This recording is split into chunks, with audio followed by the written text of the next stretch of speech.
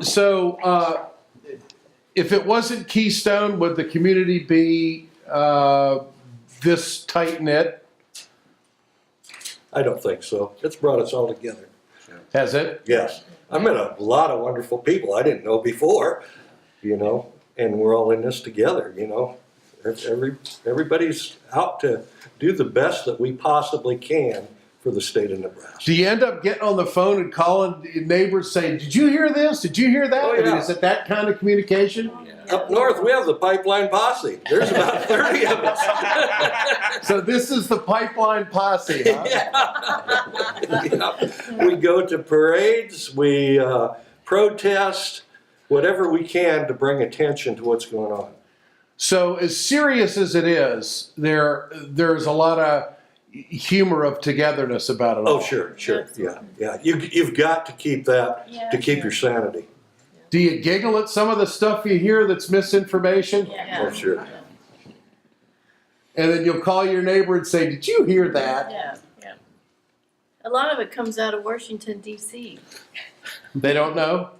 Yeah, well, just watching the Senate debate and the House of Representatives debate, a lot of that is, they just are so out of touch. Well, I watch the Senate debate and I'll listen to it for 5 minutes and I get so frustrated I can't watch it anymore. Do you feel the same way? Yeah.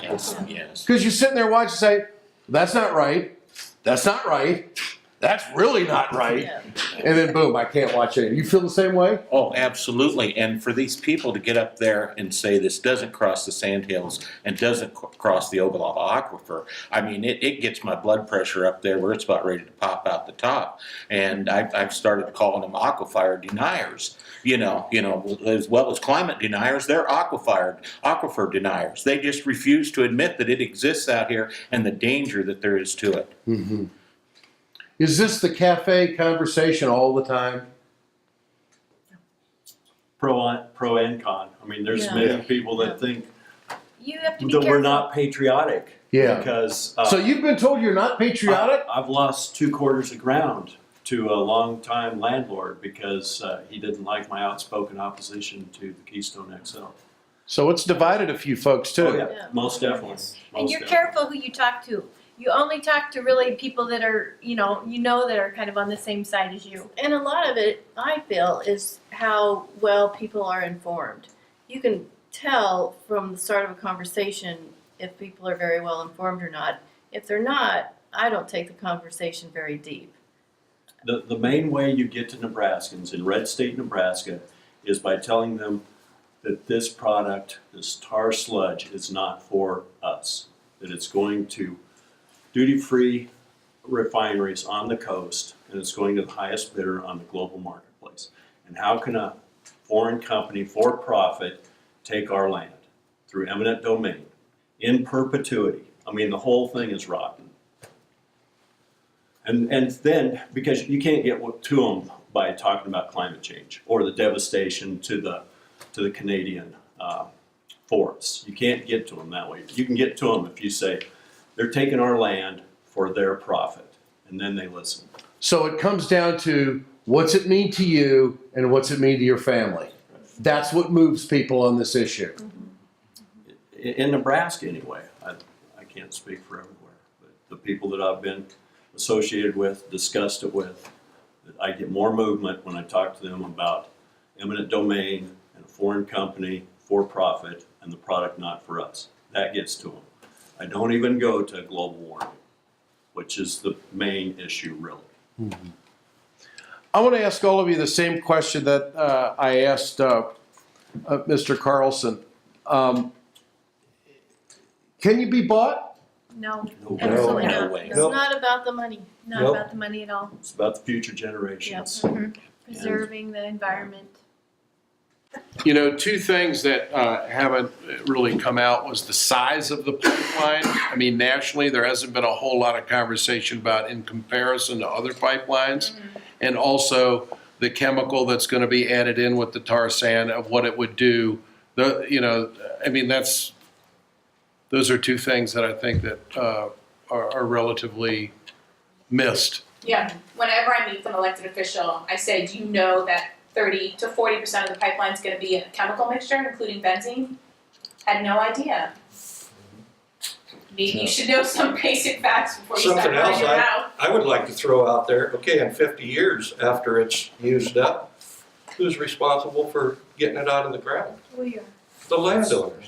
Do we own backhoes and caps and scrapers?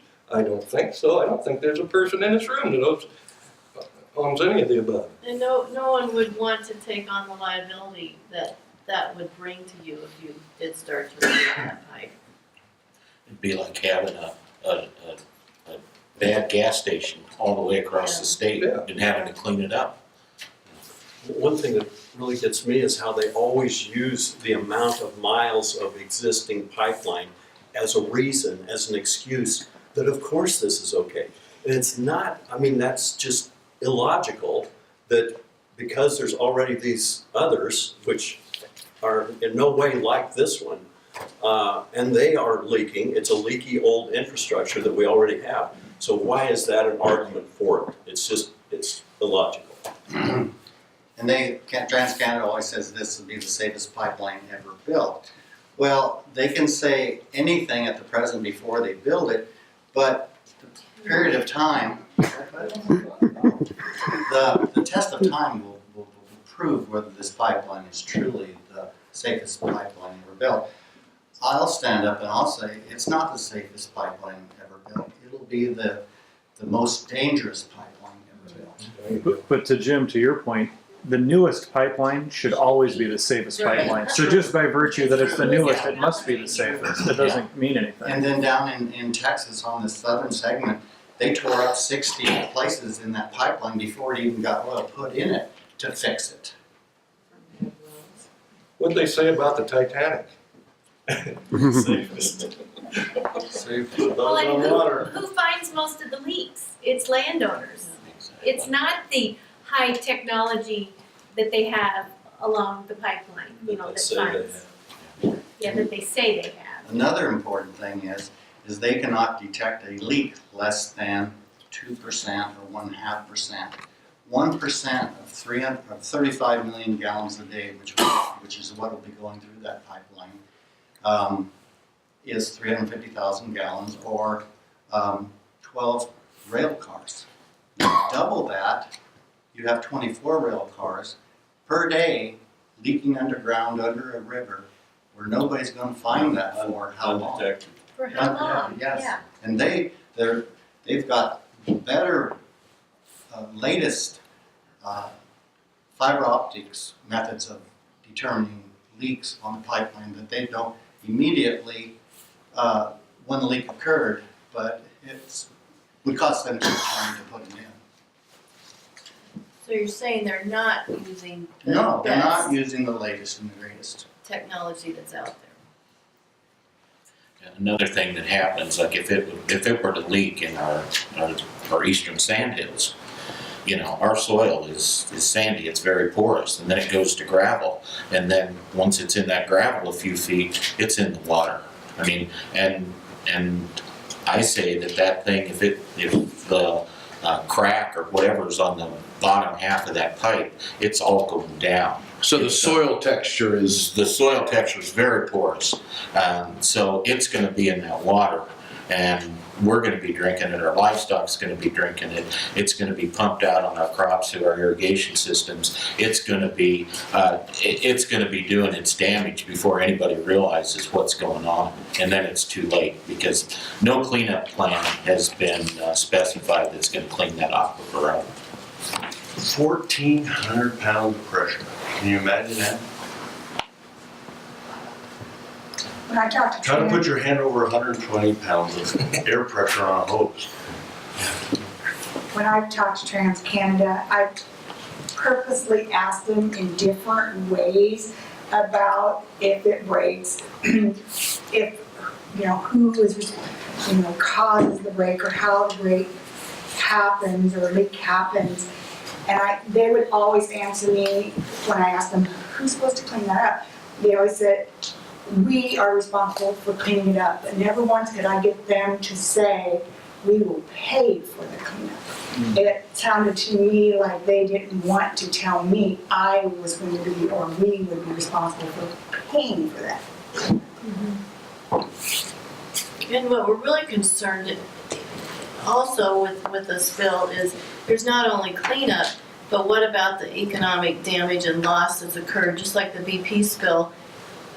You know, those people are still suffering, and you know, BP took it to court, and a lot of people, you know, had to pay a lot of money to get any help with economic loss.